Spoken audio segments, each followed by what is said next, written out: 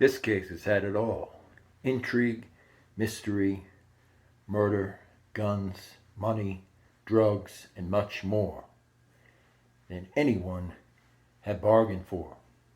It's the case of Chad and Lori Daybell. Official trial, day 3. And in this one, we have a few surprises in store, although this video is just a bit shorter than the last one. You will see some key content in here that is very important, including information that starts to paint a very clear picture of Alex Cox, his behavior, who he may have been associated with, and similar issues related to the ideology of the group that he's a part of. And if you like this, make sure to like, comment, subscribe, and continue to spread this to the general public as more and more become aware of what happened with Tylee Ryan and J.J. Vallow. And also now confirmed Tammy Daybell, who also apparently was unfortunately taken out, as well as numerous unexplained deaths. We start to peel back right here. That's up next on the JTC channel. Thank you. It's really interesting what's going on, and we're going to cover some of that right here in the day 3 trial case. But Lori is having a breakdown, an alleged mental breakdown of some type, and she's still kind of having issues. And they played this during the trial, specifically in day 3, and a little bit was covered, the summary for day 4, first part of day 4. It's the jailhouse call.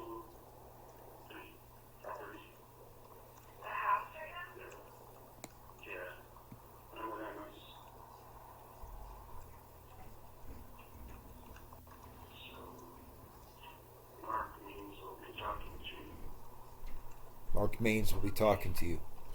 That's what they said.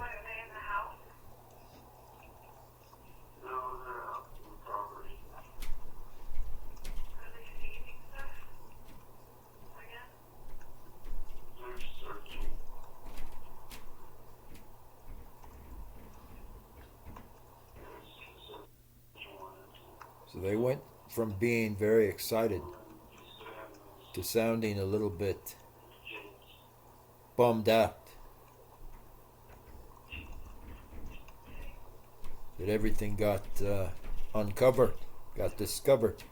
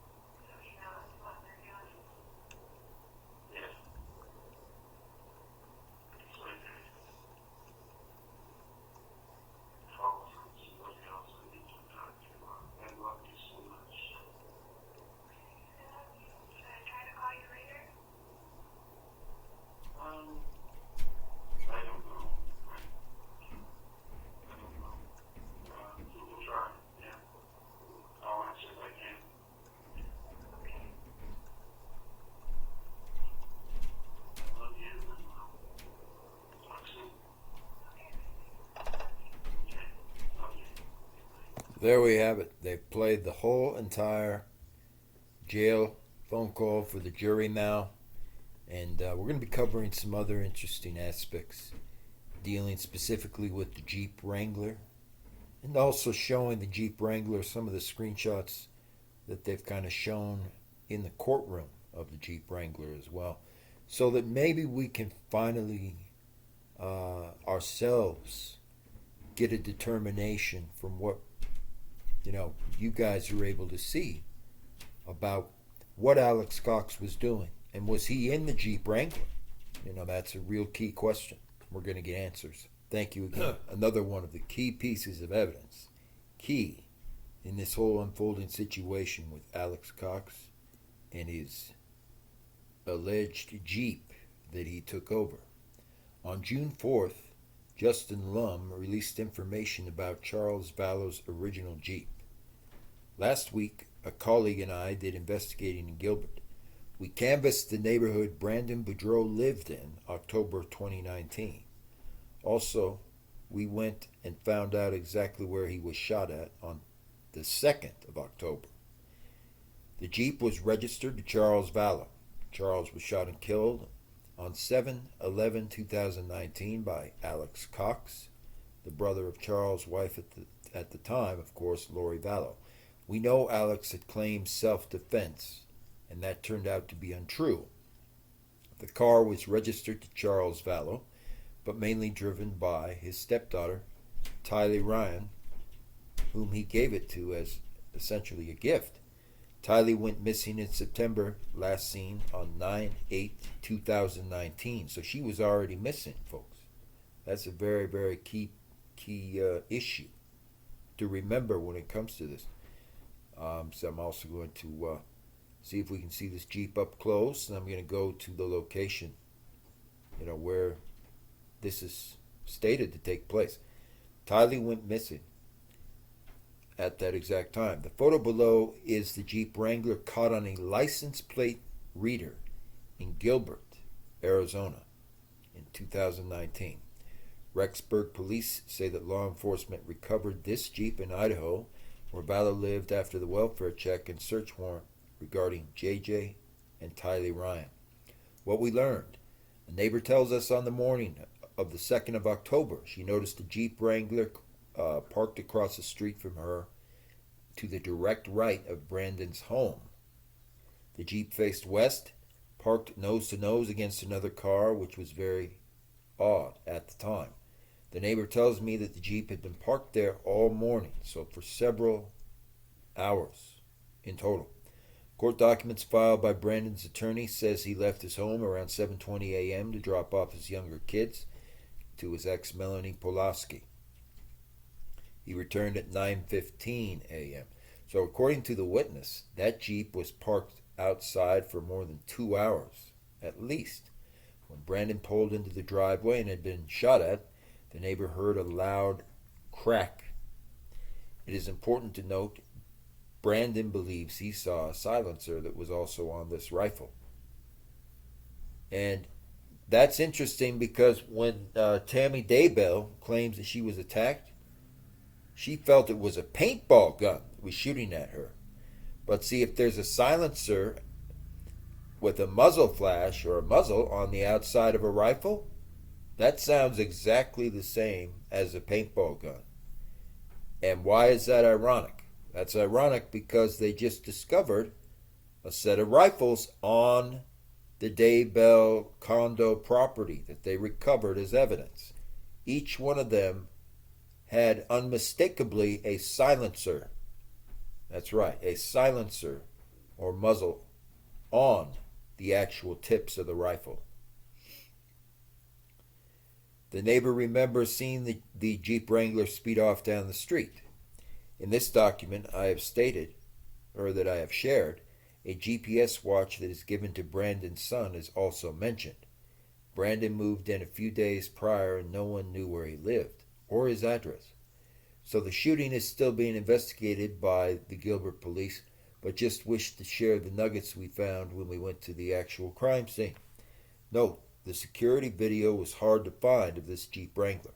The majority of homes do not have cameras, and many Arizona residents carry firearms to defend their property. And thanks goes to True Crime Society and another website for really bringing this information back to the literal forefront. So it's possible with what people are saying. It is very possible that the same people inside the Jeep tried to shoot at and kill Tammy Daybell at a certain point. The same exact way, in the same manner that they took several shots at Brandon Boudreaux and tried to kill him. So I imagine you guys would find that very interesting, and some people have their own views on that. We always appreciate your feedback most of all, so sound off in the comments down below. How do you see this interesting situation unfolding related to Charles Vallow's Jeep Wrangler? Thank you. We always appreciate your insight most of all. More to come. Jeep Wrangler. This is literally the same exact Jeep Wrangler that was allegedly used and driven. Actually, it's confirmed it's now driven by Alex Cox after Charles Vallow's demise. This is the same Jeep Wrangler, yeah, down to the same exact VIN number or VIN number, which was seen speeding off after Brandon Boudreaux is shot at, essentially. It's this exact same Jeep Wrangler. Now, if we look over here, this is very interesting. Enhanced video footage from the storage locker in Rexburg, Idaho, stating it was taken from the rented storage locker in Rexburg, showing the so-called doomsday mother, Lori Vallow, whose children have been missing for 6 months, making this official October 2nd trip to the facility to drop off items including a wheel. It looks like it comes off the back of the Jeep, with her husband, Chad Daybell, interestingly enough. And they're able to superimpose the footage and show there was indeed Chad Daybell. The timing is suspicious because on that day Chad was still married to Tammy Daybell, and of course we've now discovered Tammy was not someone who died of natural causes. She was most likely a homicide, which is very interesting. See that? Said Vallow made her way to the door of the building where the storage unit is located and got out of the blue car, in other words, with Chad Daybell. At 2:29 p.m. he pulled a tire out of the back of the Rogue, the blue Rogue, and rolled it into the storage unit officially.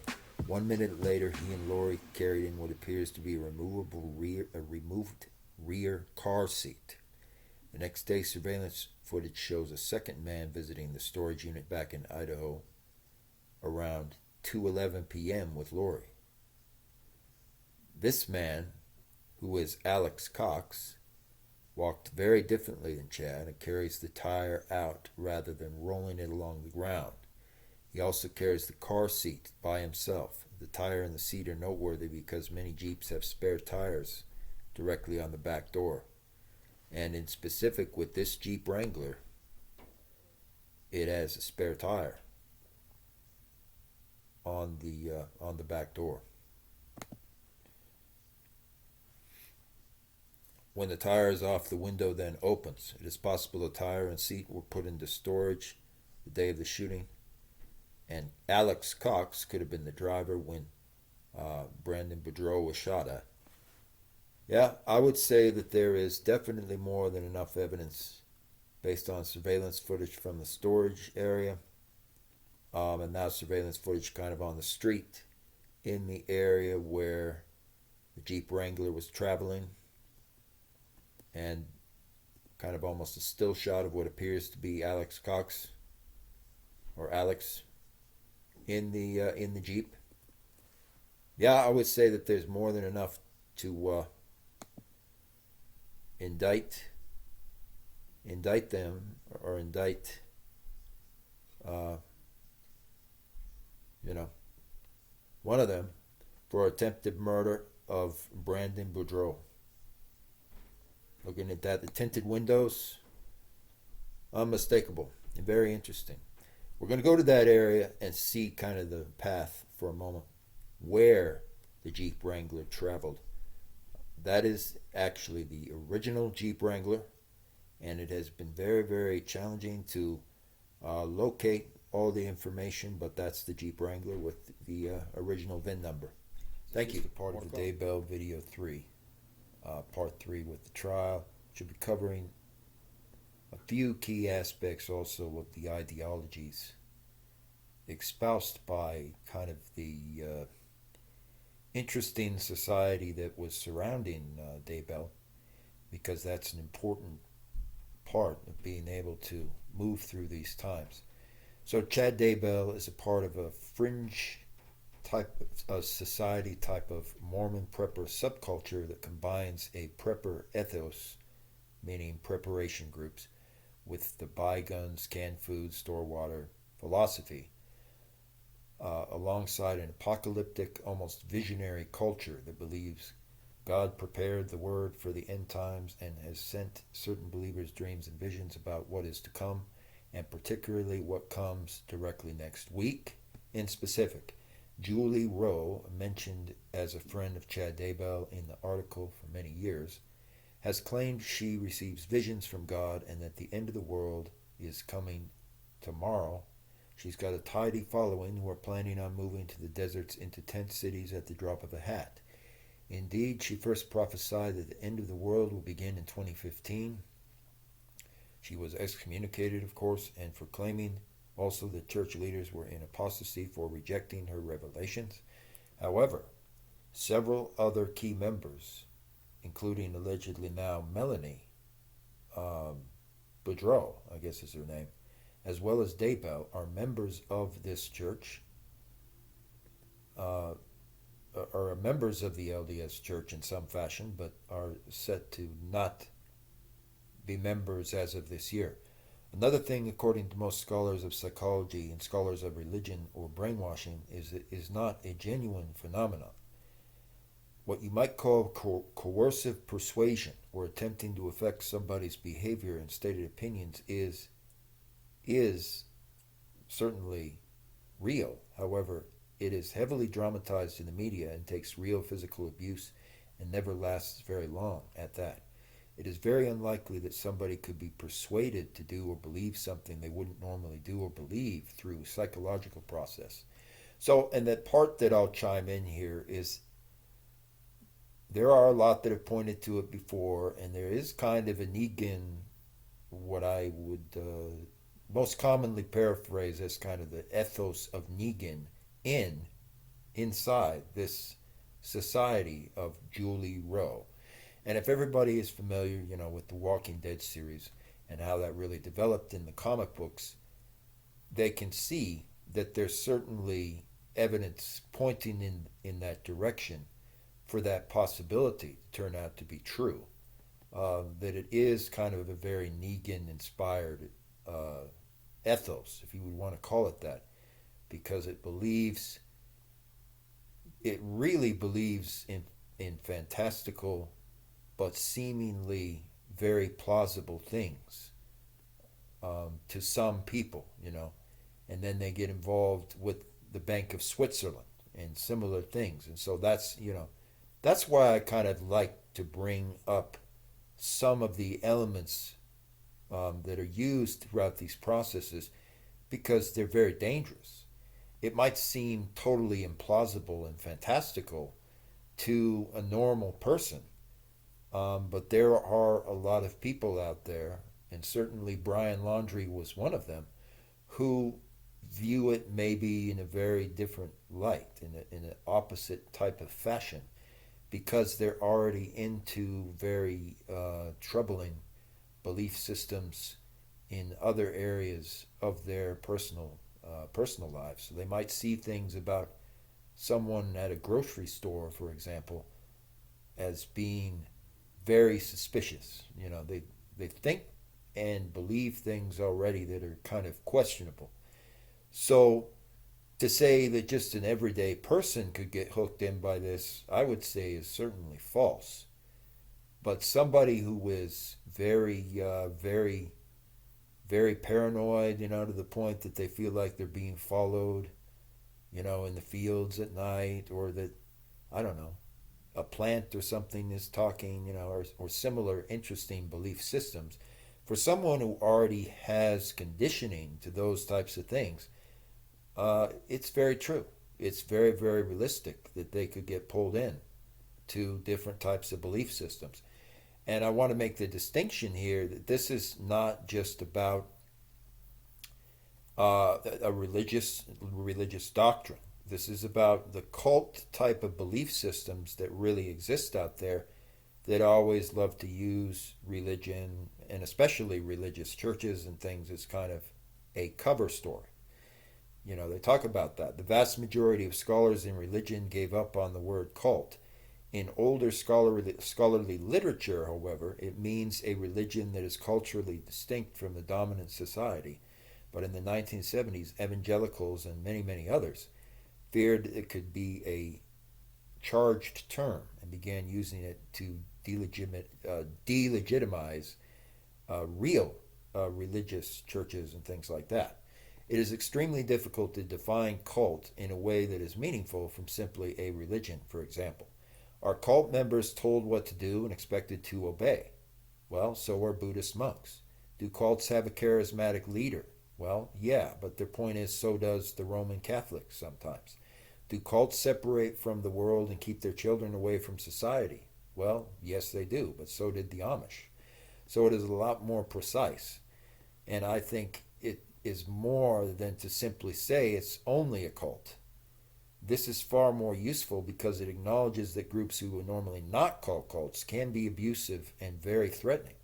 So, yeah, and that's another point that has been brought up by people on this channel before. To say this was a cult kind of lessens the severity of it, doesn't it? This was more like an extremist cult, an extremist cult ideology, or maybe even an extremist preparatory cult, because it's not really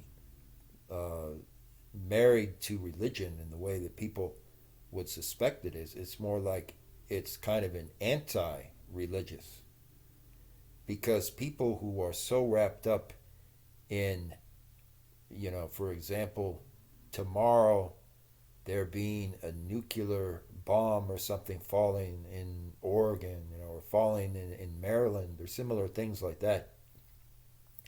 They're not what you would call people of a real faith. They don't have faith. That's the important point I wanted to get everybody to understand, folks, is it doesn't really have to do with the word religion per se.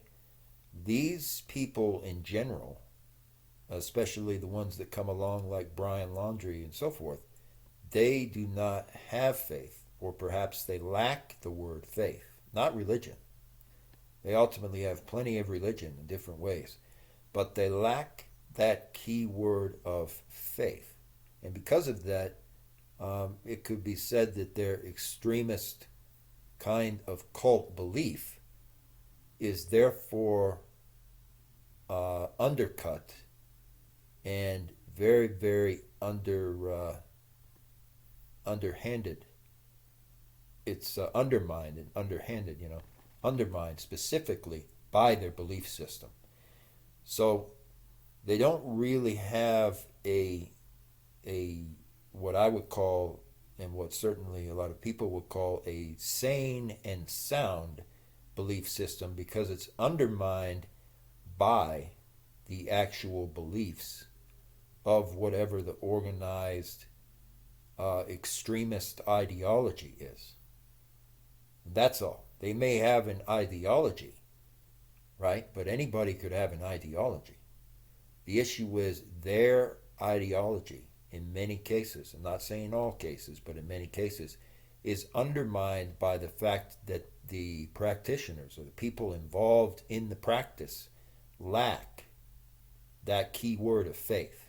They could have all types of religious anything, who knows? They might even have religious symbols, but they lack that key word, that key element of faith. And since they do not have faith in their lives, they can easily be sucked in by anything.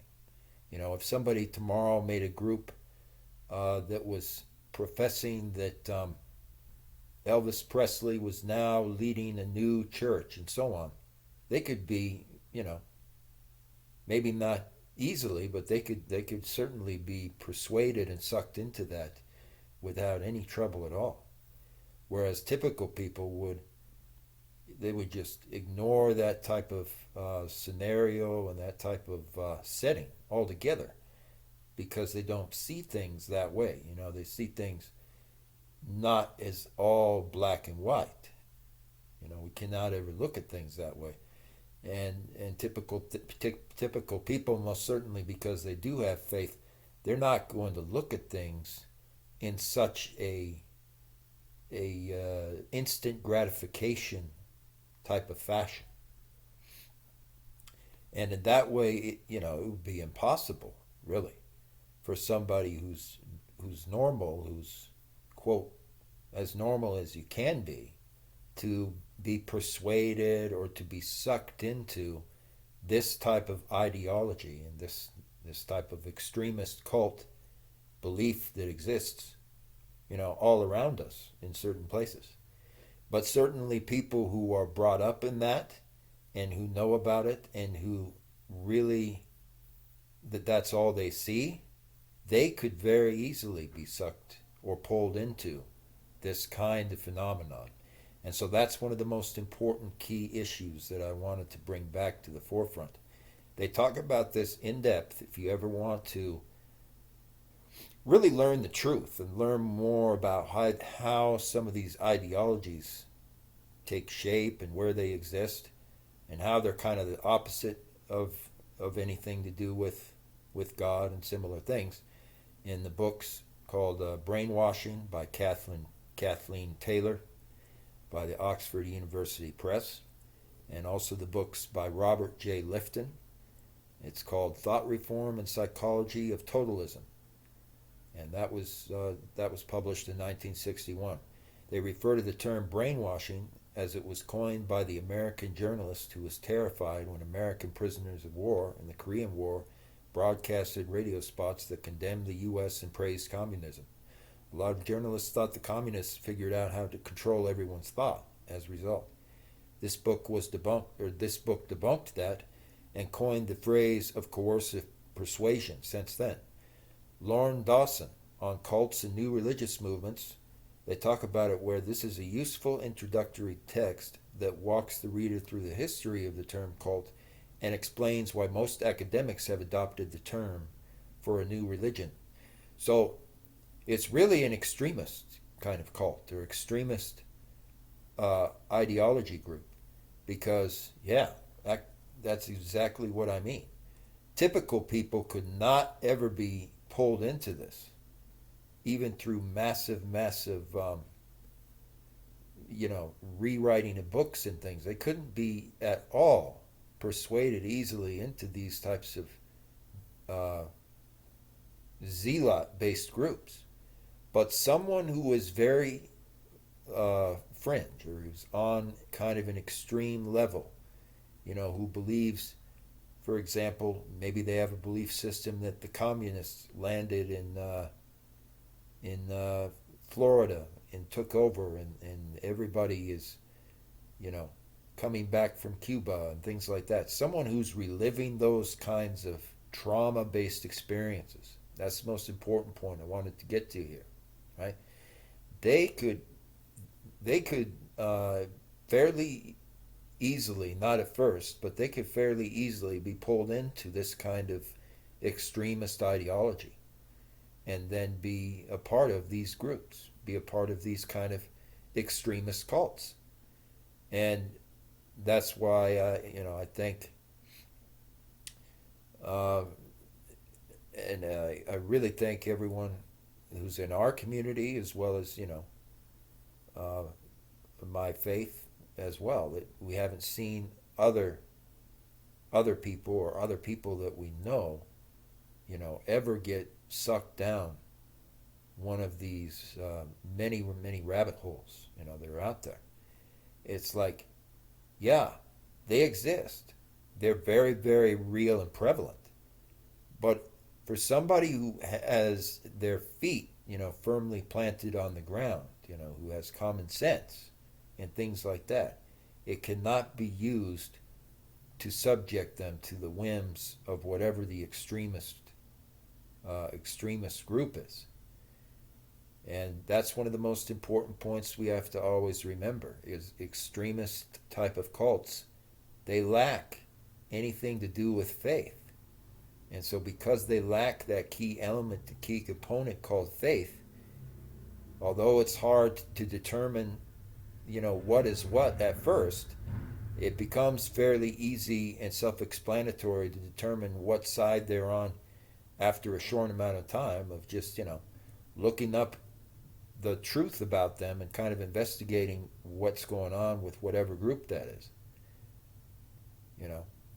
And that's something that's important for everybody to remember. People who have genuine faith, they're not ever going to be found attached to one of these groups. And thank you again. There's a little more that will be explored on that. 2018 Jeep Wrangler appeared exactly like after it was kind of repainted after the interesting incident. As you can see, it specifically is designed for holding a wheel, kind of a hobby wheel, directly on the back of the window. Therefore, the windows are tinted. We see the windows are tinted and confirm that fairly dark, tinted towards the inside. Conceals it so that the ease of which to have a tire on the back that could be popped in and out kind of makes it effortless to be able to pull off the crime. Very interesting. Then we go back here. And this is, of course, right here is where Brandon was shot at, interestingly enough. Right here, kind of in front of his house. And if we look here, it's a very interesting neighborhood because there's really only one way in and out of the area. And it's over here down to where East Portobello Avenue is. Takes a very hard turn, almost like on a NASCAR track, NASCAR racing track or something. And so this makes perfect sense to me, based upon what I've seen and suspicious things in this area. That the Jeep Wrangler Alex Cox was driving could have zipped around here and got out of view. And clearly, Chad Daybell was not with him, because he was confirmed now and spotted on physical surveillance twice over at the storage unit. So somebody was with Alex Cox. And Alex clearly had some type of accomplice when this shooting obviously took place. But when you look at this, you can follow East Portobello Avenue out and instantly goes, I want you to notice this, folks, to 72nd Street. 72nd Street then is effortless to get back onto the freeway and thus leave Gilbert, Arizona, and the area near Chandler, and be back directly en route to Idaho. Look at that, within less than 10 minutes, you can be right en route to Idaho. And or the airport to get back. Because, of course, they had their place in Hawaii. But that is very suspicious that you can just get out into this area and then you instantly have access to the freeway, and from there you can immediately get back into Idaho. So I'm going to say, yeah, Alex Cox definitely did this. He was with somebody at the time when this shooting took place. And definitely some attempted murder charges need to seriously be looked into And also, whatever that was going on with Alex Cox and Tammy Daybell, they need to now review that, because this is enough evidence to say, uh, Alex Cox, in absentia, of course, was involved in the murder also of Tammy Daybell, probably with both of them. The bullet missed Brandon Boudreaux's head by inches, according to court documents. The shooter fled and the investigation is ongoing, according to Gilbert police. The attempt on Boudreaux's life occurred October 2nd, and the Jeep that was there to do the deed is owned by Charles Vallow. Interestingly enough, Alex Cox could have been the only one with that Jeep at the time. I just don't know how people can get so wrapped up that they cannot see how radical these people truly are. I thought I had a happy marriage, so it was overwhelming to find out. Before the divorce was final, someone driving that Jeep Wrangler attempted to shoot Brandon. Brandon was about to pull into his driveway when he saw the gun with a silencer on the end of it, belonging to clearly a rifle. He heard the gunshot as his driver's side window was shattered. And Charles Vallow was Lori's ex-husband, who was likewise very likely murdered. That's what we're discovering now, right?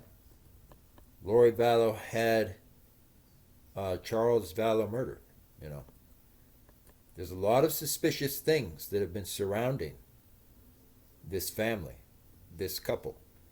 And one of the other things that I wanted to look at is when tracking that Jeep, because that Jeep Wrangler has really been some interesting places. What would it have looked like when Alex Cox was driving that Jeep Wrangler around the Yellowstone area? That's exactly right. And we're going to see a physical example of that kind of in this short video. But thank you again. And sound off in the comments, of course, below. What are your thoughts and feelings?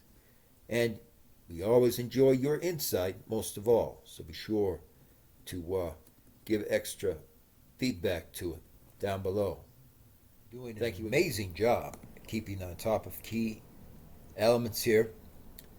Lori Vallow is standing trial now, and alongside her husband Chad Daybell is guilty or has been charged as guilty, as they say in the courts, for the homicide of J.J. Vallow and Tylee Ryan. Lori Vallow murdered her children as she hunted money, power, and sex, the prosecutor officially charges in the first statements of the trial in the Doomsday Cult Mother's case. The court sketch shows Lori Vallow there, allegedly with a perfect, picturesque, almost, can't quite tell what that is, but like painting next to her, kind of from the sketch artist, so to speak. Jurors on Monday heard that Lori Vallow and Chad Daybell believed Tammy was dark. Tammy was possessed. She was possessed by an evil spirit named Viola. That's what they had claimed. There were also conversations and text messages between Alex Cox and Chad Daybell about people being too light or too dark. Alex Cox would do whatever the defendant and Chad Daybell asked of him officially. Stated. So now we are officially at the Buckaroo Bills Saloon and Tourist Center, directly next to the front area of the Yellowstone National Park. And we'll also be going over to the Tourist Center as well to cover some key things over there in a later video. But I wanted you to take a look at this. This is very interesting. It's where Alex Cox came a number of times with Tylee Ryan and likely with J.J. Vallow as well. And there are some very suspicious things over here that you're going to get a quick look at. And I am going to be doing something because we're working on kind of a miniature project here, that in the next video you will see a lot of interesting things related to Yellowstone. Look at that. It's right next to the Yellowstone gate, amazingly enough.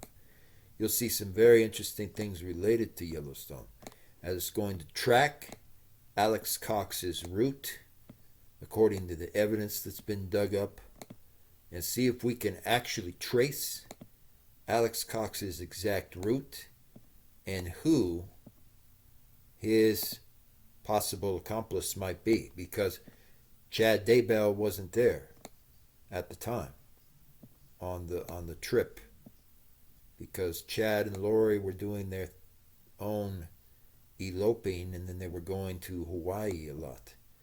So Alex Cox would take these kids directly into this area quite often. So we're going to be tracking this. And I'm going to be showing you as much as possible what the route appears to be, according to how they followed it along this trail of Yellowstone, and also other areas where he was sighted at. And especially where that Jeep Wrangler was sighted going. But it's very clear that Alex Cox, was doing some things over here, that are very, very illegal. And maybe that also ended up getting rid of certain people, especially, the children in this case, Tylee Ryan and J.J. Vallow. But also could have included actual spouses. So we'll look at some of the issues around here. Like, there's some strange storage facilities right in this area that are very, very odd. Alex Cox would be passing by these all the time, and it wouldn't surprise me if one of these vacant garages / storage areas or something was used by Cox, given the amount of time that he was over here. And then there's the Moose Creek Inn and so on. And it would be very, very good to finally track down Alex Cox's route and his activities in the Yellowstone area, to see if we can identify his actual accomplice, or the driver that he may have sometimes had. It'd be another person that authorities can immediately go after, and hopefully somebody can finally, detain or effect an arrest. Although Cox would be tried in absentia in this case, it's vital to be able to recognize and see what exactly was going on in this specific area in Yellowstone. And it seems he would go to the study center a lot as well. There must be different sightings of him as well, going in this specific spot after going to the saloon. I just find it strange, as anyone should, that he would visit that saloon so often. And it also had its own little ice cream parlor. And it just so happened to be directly next to this area with all these snowmobile rentals, strange storage places where you could hide somebody, literally hide a body, things like that. And also trails you were not allowed to go down. Road-based trails you're not allowed to go down. Alex Cox likely would have gone down with that Jeep Wrangler. I think that's going to be very fascinating. For the same reason, these similar issues were very, very important in the Morphew case, and quite fascinating.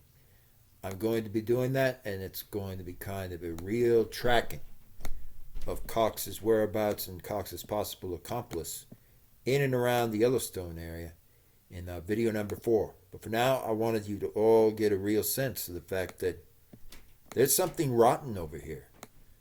People had spotted his Jeep Wrangler coming in here a lot. And we all know Alex Cox is into some of the dirtiest of the activities in this group. And some people still wonder about what happened with Joseph Ryan.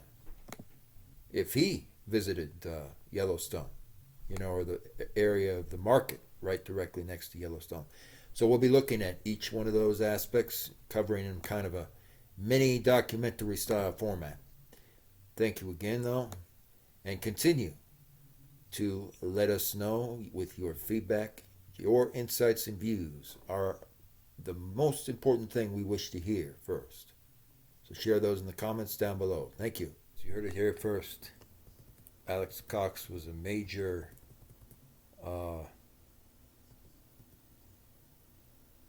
kind of Stormfront type of fan. One of his biggest projects was the Rashomon, the shootout at the OK Corral.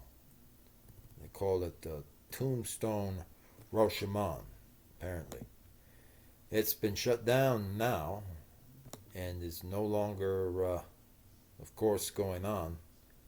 But it cannot be at all overlooked what he was involved with. So he was doing some kind of independent projects, sometimes that deals directly with film. And in the episodic film that he was at least involved with, it dealt with the violent events which took place in Tombstone, Arizona, with Doc Holliday, the shootout at the OK Corral.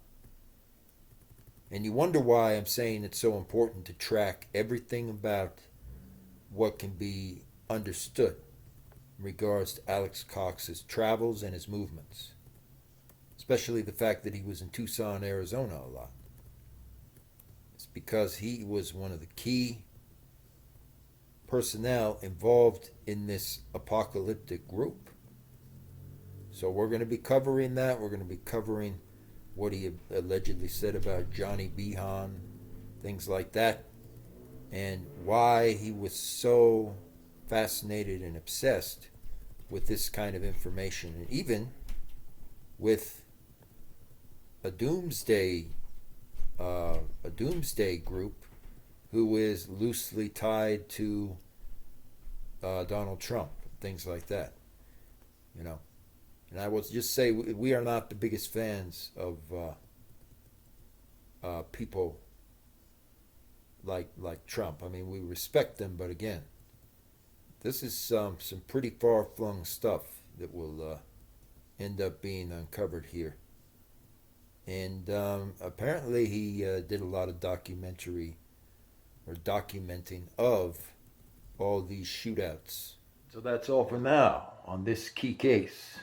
And up next, a very, very important video that's been being worked on the Stephen Smith mysterious homicide and its connections to the illustrious Murdoch Empire, followed shortly thereafter by a very important Day 4 video for the Chad and Lori Daybell case, as it continues to evolve and show a few more key culprits.